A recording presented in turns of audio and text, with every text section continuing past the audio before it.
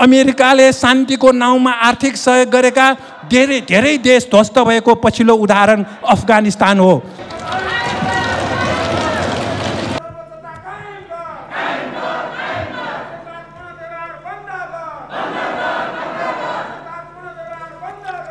MCC सम्झौता खारेज गराउन नेपाली जनता सम्पूर्ण शान्तिपूर्ण सडक आन्दोलनमा छन्। सभामुख महोदय, अमेरिकी रक्षा विभागको सन् 2019 को स्वतन्त्र र खुला हिन्द प्रशान्त साझा अवधारणामा अमेरिकी राष्ट्रपति ट्रम्पले सन् 2017 को नोभेम्बरमा हिन्द प्रशान्त क्षेत्रमा हामी धेरै पछिसम्मका लागि सैन्य गठबन्धन we allies in the Indo Pacific for long time हुने बताएको उल्लेख छ। नेपालमा एमसीसी सम्झौताको विरोध बढेपछि राजदूत बेरीले सन् 2020 फेब्रुअरीमा एमसीसी र हिन्द प्रशान्त रणनीति फरक भएको झुठा बोले। हिन्द प्रशान्त रणनीति आइपीएस 2019 को जुनको प्रतिवेदनमा सन् 2004 देखि नै एमसीसी अन्तर्गत हिन्द प्रशान्त क्षेत्रका देशहरूलाई अमेरिकाले सहयोग गरिरहेको उल्लेख छ। सो प्रतिवेदनमा हिन्द प्रशान्त क्षेत्रका 12वटा देशसँग अमेरिकाको सैनिक साझेदारी विस्तार हुने, यो सैनिक सहकार्यमा एसियाको मुख्य साझेदार भारत हुने तथा नेपाल र श्रीलङ्का नयाँ साझेदार बन्ने समेत उल्लेख छ। तर श्रीलङ्काले एमसीसी सम्झौता खारेज गरिसक्यो। अमेरिकी सैन्य कमान्डर डेभिडसन सन् 2019 मार्च 7 मा सिङ्गापुरमा पुगेर स्वतन्त्र र खुला हिन्द प्रशान्त रणनीतिबारे बोलेका थिए। हिन्द प्रशान्त क्षेत्रमा 3,75,000 अमेरिकी सेना तैनात गरिएको छ। यस क्षेत्रमा अमेरिका संलग्न 90 ठाउँमा संयुक्त युद्ध अभ्यास भइरहेका छन्। सम्माननीय सभामुख महोदयको अनुमतिले विनियोजित विधेयक 2078 माथि विचार गरियोस् भनी प्रस्ताव प्रस्तुत गर्दछु। धन्यवाद।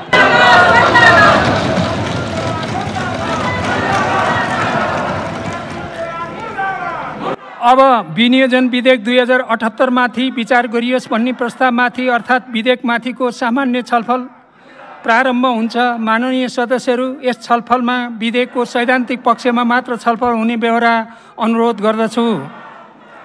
मान्य सदस्यहरू, उक्त छलफलमा भाग लिन चाहनुहुने मान्य सदस्यहरूले आफ्नो नाम सभामुखको डायससँगै बसेका कर्मचारीहरूलाई 3 मिनेटभित्र लिखित रूपमा उपलब्ध गराइदिन हुन अनुरोध गर्दछु। छलफलमा भाग लिन चाहनुहुने प्रत्येक मान्य सदस्यलाई 3 मिनेट समय निर्धारण गरिएको छ। वक्ता मान्य सदस्यहरूले यथास्थानबाटै आफ्नो भनाइ राख्न समेत अनुरोध गर्दछु।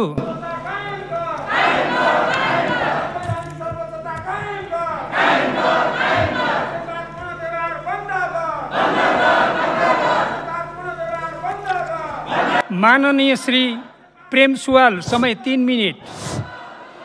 सभामुख महोदय, हिन्द प्रशान्त क्षेत्रमा अमेरिकी सैन्य गठबन्धनसँग सम्बन्धित एमसीसी सम्झौता खारेज गराउन नेपाली जनता सम्पूर्ण शान्तिपूर्ण सडक आन्दोलनमा छन् र यस विषयमा भदौ 18 गते सम्झौताबारे एमसीसी कार्यालय वाशिङटनमा प्रश्नको सूची पठायो नेपाल सरकारले। एमसीसी कार्यालयले भदौ 23 गते प्रश्नको जवाफ काठमाडौँ स्थित अमेरिकी राजदूतावास मार्फत नेपाल सरकार अर्थमन्त्रीलाई पेश गर्यो। एमसीसी कार्यालय वाशिङटनको जवाफमा सम्झौता हिन्द प्रशान्त रणनीति मातहत नभएको, अमेरिकाको कुनै सैन्य रणनीतिको हिस्सा नभएको, नेपाल सरकार र अन्य मुलुक वा निकाय बीचका सम्झौतालाई कुनै असर नगर्ने, नेपाली जनताको हितका परियोजना कार्यान्वयन गर्न 50 करोड अमेरिकी डलर अनुदान सहयोग गर्ने उल्लेख छ। सभामुख महोदय, अमेरिकी रक्षा विभागको सन् 2019 को स्वतन्त्र र खुला हिन्द प्रशान्त साझा अवधारणामा अमेरिकी राष्ट्रपति ट्रम्पले सन् 2017 को नोभेम्बरमा हिन्द प्रशान्त क्षेत्रमा हामी धेरै पछिसम्मका लागि सैन्य गठबन्धन we allies in the Indo Pacific for long time हुने बताएको उल्लेख छ। नेपालको निम्ति अमेरिकी राजदूत ऱ्यान्डी बेरीले सन् 2019 को सेप्टेम्बरमा हिन्द प्रशान्त क्षेत्रमा हुने अमेरिकी सरकारको सहयोग हिन्द प्रशान्त रणनीति अन्तर्गत पर्ने बताएका थिए। नेपालमा एमसीसी सम्झौताको विरोध बढेपछि राजदूत बेरीले सन् 2020 फेब्रुअरीमा एमसिसी र हिन्द प्रशान्त रणनीति फरक भएको झुठा बोले। दक्षिण र मध्य एसियाका निम्ति अमेरिकी विदेश सहायक राज्यमन्त्री एलिस जी वेल्सले सन् 2018 अगस्त महिनामा भियतनाममा भएको हिन्द महासागर सम्मेलनमा हिन्द प्रशान्त रणनीतिमा संलग्न भए बापत नेपाललाई एमसिसी अन्तर्गत $50 करोड सहयोग हुने बताएका थिए।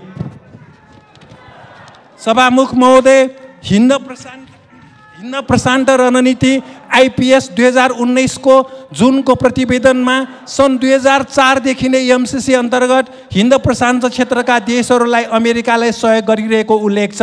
सो प्रतिवेदनमा हिन्द प्रशान्त क्षेत्रका 12वटा देशसँग अमेरिकाको सैनिक साझेदारी विस्तार हुने, यो सैनिक सहकार्यमा एसियाको मुख्य साझेदार भारत हुने तथा नेपाल र श्रीलङ्का नयाँ साझेदार बन्ने समेत उल्लेख छ। तर श्रीलङ्काले एमसिसी सम्झौता खारेज गरिसक्यो। सन् 2019 जनवरीमा नेपाल आएका हिन्द प्रशान्त क्षेत्रका सैन्य कमान्डर एडमिरल फिलिप डेभिडसनले प्रधानमन्त्री, रक्षा मन्त्री, प्रमुख प्रतिपक्षी दलका नेतासँग भेट गरेर यो एमसिसी सम्झौताबारे सल्लाह गरेका थिए। उनी नेपाली सेनाको तालिम केन्द्र 5 खालमा पनि पुगेका थिए। के नेपालको सैनिक सुरक्षाका सबै क्षेत्र विदेशी सैन्य अधिकारीलाई देखाउन मिल्छ? नेपालको कूटनीति यति कमजोर किन भनेर जनताले प्रश्न उठाइरहेका छन्। सभामुख महोदय, हिन्द प्रशान्त क्षेत्रका अमेरिकी सैन्य कमान्डर डेभिडसन सन् 2019 मार्च 7 मा सिङ्गापुरमा पुगेर स्वतन्त्र र खुल्ला हिन्द प्रशान्त रणनीतिबारे बोलेका थिए। सन् 2018 डिसेम्बरमा वासिङटनमा पुगेका हाम्रा मन्त्रीहरूले पनि त्यहाँका विदेश मन्त्री पोम्पेयोसँग भेटेर आइपिएस अन्तर्गतको $50 करोड र प्रजाको कोरिया विरुद्धको अमेरिकी नाकाबन्दीलाई समर्थन गरेका थिए। अमेरिकाले शान्तिको नाउँमा आर्थिक सहयोग गरेका धेरै देश ध्वस्त भएको पछिल्लो उदाहरण अफगानिस्तान हो। अहिले हिन्द प्रशान्त क्षेत्रमा 3,75,000 अमेरिकी सेना तैनात गरिएको छ। यस क्षेत्रमा अमेरिका संलग्न 90 ठाउँमा संयुक्त युद्ध अभ्यास भइरहेका छन्। संसारको 70 देशको 800 भन्दा बढी ठाउँमा अमेरिकी सैन्य खडा छन्। यो सम्झौताले एसियामा युद्ध थोप्ने छ भने विश्वमै अशान्ति मचाउने छ र अमेरिकाले एसियालाई हतियार बेच्ने थलो बनाउने छ। अहिले सरकारले र सरकारका नेताहरूले एमसिसी सम्झौता जस्ताको तस्तै अनुमोदन गर्ने र नगर्ने भनेर विचार व्यक्त गरिरहेको अवस्था छ। एमसिसी कार्यालयले सम्झौता संशोधन गर्न नसक्ने स्पष्ट पारिसकेको हुनाले यो हिन्द प्रशान्त क्षेत्रको अमेरिकी सैन्य गठबन्धन एमसिसी सम्झौतालाई खारेज गर्नु आवश्यक छ। र नेपाल भ्रमणमा आउनुभएका एमसिसीका अधिकारी फातिमा सुमारले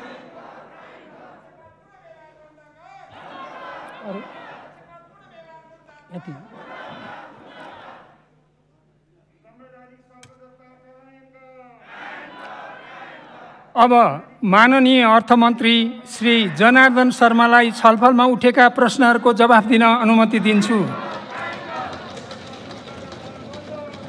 सम्मान्य सभामुख महोदय, अध्यादेश मार्फत आएको विनियोजनलाई विस्थापित गर्न प्रतिस्थापन विधेयक यस सदनमा प्रस्तुत भइसकेको र उक्त विधेयकलाई आज विचार गरियोस् भनी प्रस्तुत गरिएकोमा माननीय सदस्यले आफ्नो विचार व्यक्त गर्नुभएकोमा माननीय सदस्यहरूको विचारप्रति हार्दिक धन्यवाद व्यक्त गर्दै मैले आफ्नो भनाइ टुङ्ग्याउँछु। धन्यवाद। अब यो छलफल यहीँ समाप्त हुन्छ। अब म विनियोजन विधेयक 2078 माथि विचार गरियोस् भन्ने प्रस्तावलाई निर्णयार्थ प्रस्तुत गर्दछु। यो प्रस्तावको पक्षमा हुने मान्य सदस्यले हुन्छ भन्नुहोला, यसको विपक्षमा हुने मान्य सदस्यले हुन्न भन्नुहोला।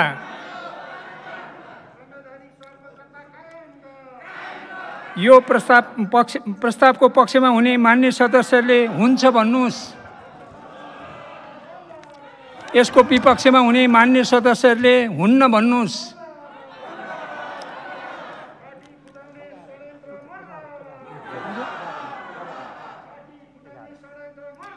हुन्छ भन्ने पक्षका मान्य सदस्यहरूको बहुमत भएकोले विनियोजन विधेयक 2078 माथि विचार गरियोस् भन्ने प्रस्ताव बहुमतले स्वीकृत भएको घोषणा गर्दछु।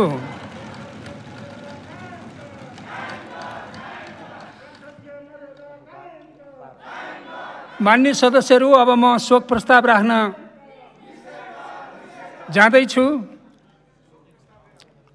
मान्य सदस्यहरू, अब म पूर्व राष्ट्रिय सभा सदस्य रुक्म शमशेर जबरा एवं संविधान सभा सदस्य मानबहादुर महतोको निधन भएकोमा निम्नलिखित शोक प्रस्तावहरू प्रस्तुत गर्दछु।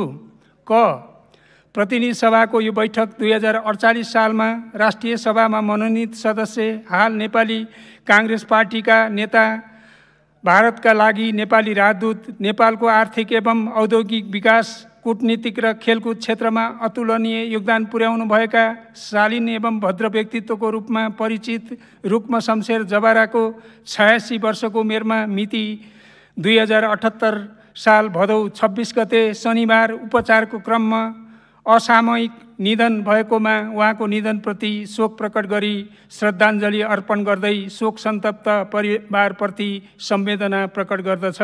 ख, प्रतिनिधि सभाको यो बैठक 2064 सालको संविधान सभा निर्वाचनमा नेपाली काङ्ग्रेस पार्टीको तर्फबाट समानुपातिक सदस्यमा निर्वाचित सरल र मिलनसार एवं निष्ठावान राजनीतिज्ञको रूपमा परिचित नेता मानबहादुर महतोको 72 वर्षको उमेरमा मिति 2078 साल भदौ 27 गते आइतबार उपचारको क्रममा असामयिक निधन भएकोमा उहाँको निधनप्रति शोक प्रकट गरी श्रद्धाञ्जली अर्पण गर्दै शोक सन्तप्त परिवारप्रति संवेदना प्रकट गर्दछ।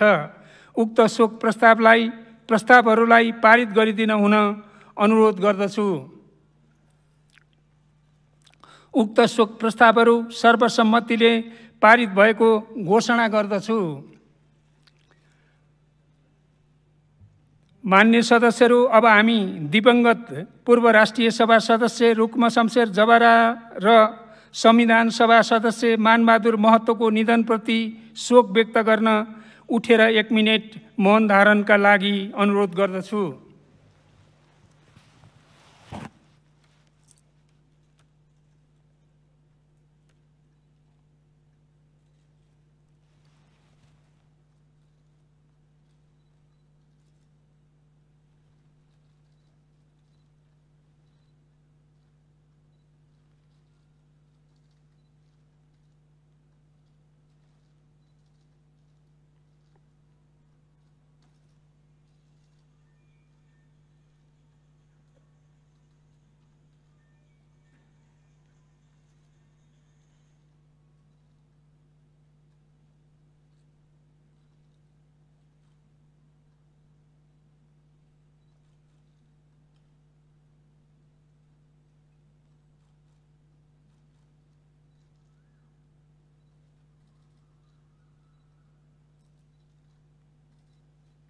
धन्यवाद।